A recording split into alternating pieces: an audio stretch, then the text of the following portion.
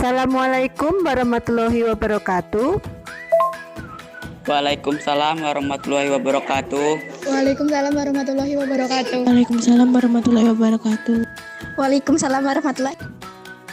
Selamat pagi. Pagi, Bu. Pagi, Bu. Apa kabarnya? Baik, Bu. Alhamdulillah baik, Bu. Sebelum memulai pelajaran, Ibu akan mengabsen terlebih dahulu ya. Silakan angkat tangan.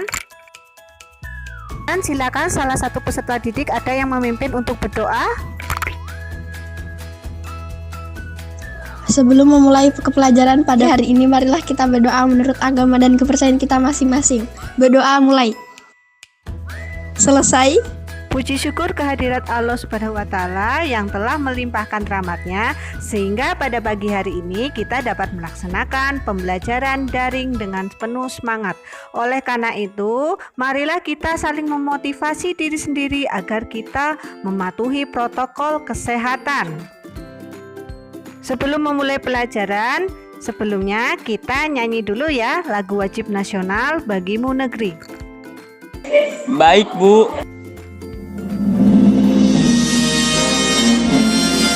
Selesai. Sebelum memulai pelajaran inti, sebelumnya bab 2 kita telah mempelajari tentang menumbuhkan kesadaran terhadap Undang-Undang Dasar Negara Republik Indonesia. Sekarang kita akan memasuki bab ketiga yang baru, yaitu memaknai peraturan perundang-undangan nasional.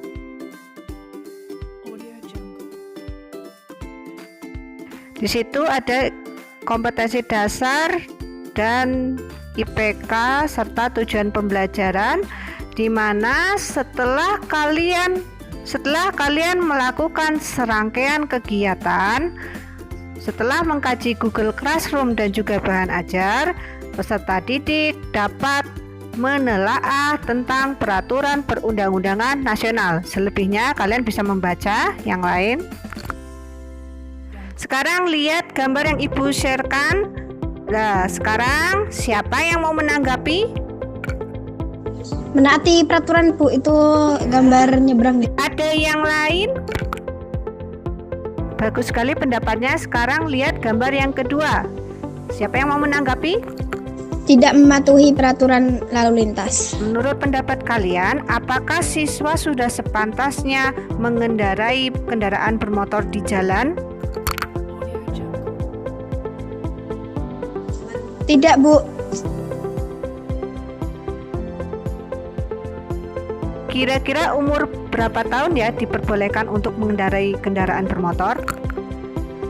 Apakah ada pertanyaan? Kalian harus tahu apa itu yang namanya hukum. Hukum mengikat seluruh warga negara, baik itu masyarakat perkotaan maupun masyarakat terpencil. Jadi, dalam aspek kehidupan bernegara, hukum dijadikan alat untuk menciptakan suatu ketertiban dan juga keadilan. Jadi, tanpa adanya hukum, keadaan suatu negara bisa kacau karena tidak ada landasan yang mengatur tingkah laku warga negara. Warga negara bisa bertindak anarkis dan semena-mena. Lanjut saja. Ibu akan membagikan kelompok karena di sini hanya ada 6 orang. Jadi Ibu akan membagikan 3 kelompok. Kelompok A itu Helisa dan Maya, kelompok B Melda dan Sarah, kelompok C Tommy dan Andi. Berkunjung kegiatan belajar pada pagi hari ini. Pertama, pembagian kelompok. Yang kedua, cermati bahan ajar dan video pembelajaran yang ada pada Google Classroom. Setelah itu kalian berdiskusi di dalam menu tugas ya. Kalian diskusi di situ tentang analisa pertanyaan yang ada pada diskusi. Setelah itu simpulkan jawabannya lalu kirim pada Google Classroom.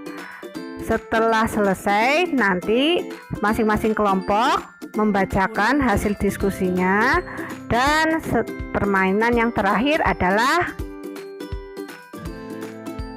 Baik, Bu.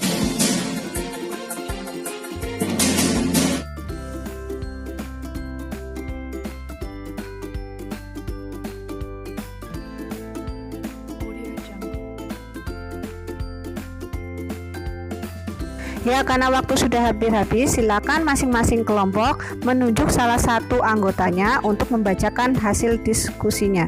Silakan, siapa yang mau maju duluan? Lisa, Bu. Tindakan Paleka termasuk ke ranah hukum, terutama dalam Undang-Undang ITE. Jadi aksi yang dilakukan Paleka tidak bisa dibiarkan saja. Aparat penegak perlu menjaga batas dan bersosial media agar tidak menghina atau mengutarakan kebencian.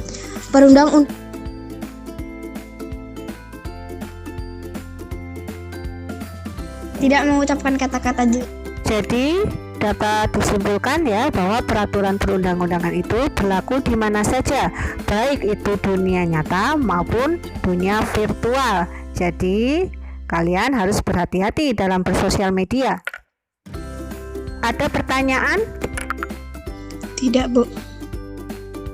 Sila, tentu ini meresahkan masyarakat. Maka fungsi dari perundang-undangan adalah menciptakan ketertiban agar Beri tepuk tangannya. Silakan kalau ada yang mau menanggapi atau bertanya. Ya sudah, kalau tidak ada pertanyaan, setelah ini akan ada kuis. Silakan berikan jawabannya.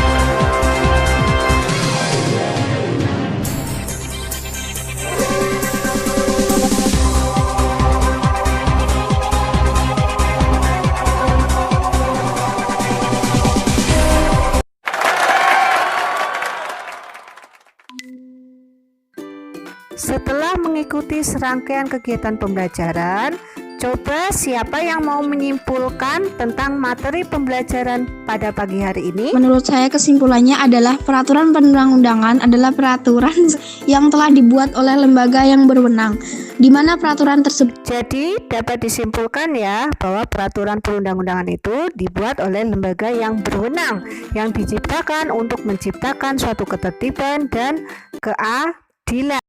Jadi kalian sebagai siswa harus mematuhi peraturan perundang-undangan mulai dari hal yang terkecil dulu, misalnya di sekolah. Kira-kira perbuatan apa saja yang sesuai dengan peraturan?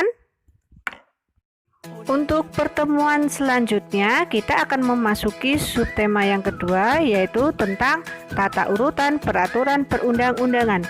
Jadi sebelum melaksanakan kegiatan, kalian belajar dulu ya di rumah. Karena waktu sudah hampir habis, untuk mengefektifkan waktu, Ibu akan menyampaikan serangkaian pesan. Tetaplah sabar dan tabah dalam menghadapi cobaan, terutama di masa pandemi ini. Ingatlah untuk selalu melaksanakan protokol kesehatan, karena protokol juga bagian dari peraturan yang dapat menyelamatkan diri sendiri dan juga orang lain. Tetaplah bersyukur karena kita telah diberi kesehatan, dan berdoalah semoga wabah ini cepat berakhir. Berdoalah kepada mereka yang telah menjadi korban agar lekas diberi kesembuhan dan kesehatan. Sekian dari Ibu. Silakan salah satu peserta didik ada yang memimpin untuk mengakhiri kegiatan pembelajaran pada hari ini. Silakan. Sebelum pulang, marilah kita berdoa menurut agama dan kepercayaan kita masing-masing. Berdoa mulai. Berdoa selesai. Sekian dan terima kasih. Semoga bermanfaat bagi kita semua. Wassalamualaikum warahmatullahi wabarakatuh. Hati-hati.